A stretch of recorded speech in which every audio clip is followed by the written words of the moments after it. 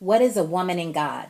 When I think about a woman in God, I think about power, I think about authority, I think about anointing, I think about God's grace to bring us from a hard place and to bring us into a new place in God. When I think about a woman in God, I think in terms of when I first believed that I lived and I walked in the dark. I thought like the one who walked in the dark, but suddenly in a moment I learned about God's love, His kindness, Him wanting to walk and talk with me, and I shifted from darkness into light. And in that process of shifting, then gradually, bit by bit, God would reveal and expose the negative things about the dark that I still held on to.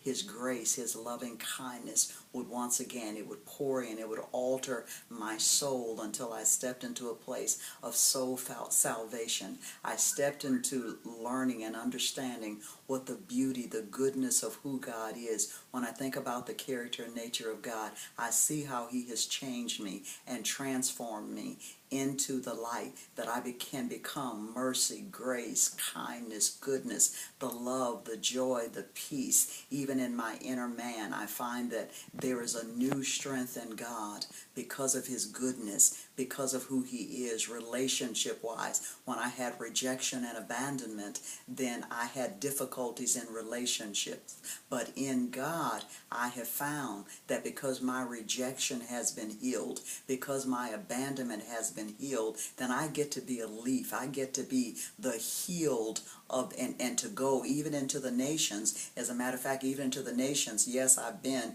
into South Africa. I have been into Israel. But God has even now recently opened up another opportunity that I get to go into Australia. I get to be light to the nations because of the goodness and because of the grace of God and who He is in my life. I would say, if I put it in a synopsis, I would say that because I went from death to life, I get to be life in the world, bringing glory and honor to God.